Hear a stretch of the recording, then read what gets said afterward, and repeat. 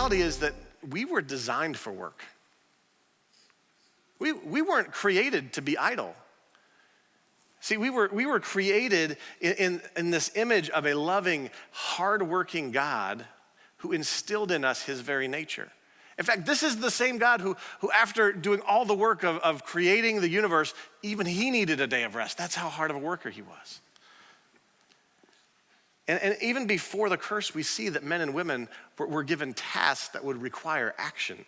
And I'm going to read here in that first book of the Bible, Genesis. This is Genesis 1:26 through 28. And this is God's declaration of what he's creating humanity to be.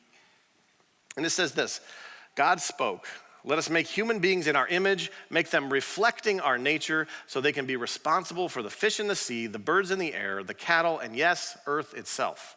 He made us reflecting God's nature. He created them male and female. God blessed them. He said, prosper, reproduce, fill the earth, take charge, be responsible for the fish in the sea and the birds in the air, for everything that moves on the face of earth. See, we're to reflect the nature of God. We're to take this authority that we've given and this responsibility for everything on earth. We're supposed to take that and understand God's design was for us to prosper, to reproduce, again, to fill the earth, taking charge, and we're called to be responsible. And see, in that responsibility, it requires action. That requires work. But work was cursed, right? But see, Jesus was not. And it was his work on the cross and the redemption that he brought, that brought a redemption to every single part of that curse, including our work.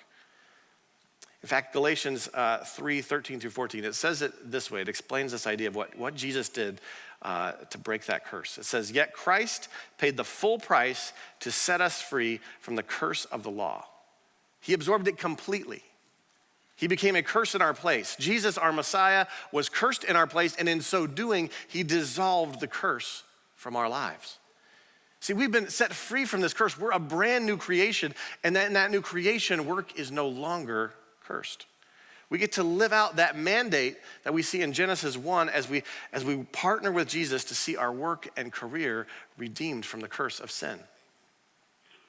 But see, we can't share God's view of the work and marketplace without understanding his heart and his character. To do that, we have to actually understand how he wants to work in the world. And I'm gonna read another scripture, and I know I'm jumping around to a lot of the scripture, but again, I'm trying to tie it together, this understanding of from the very beginning all the way through into this new creation mindset. What does that look like? And I wanna read today from Ephesians 1:22 and 23, this idea of how God has put this in place, this new creation authority through Jesus.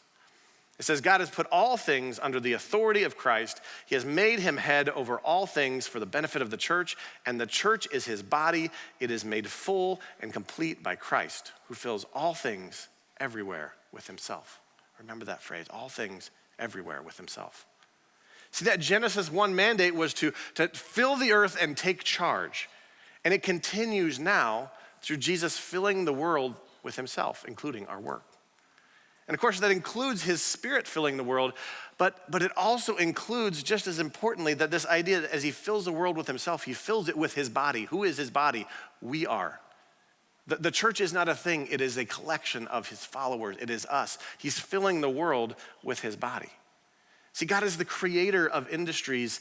He's the birthplace of innovation, and he is the source of our success.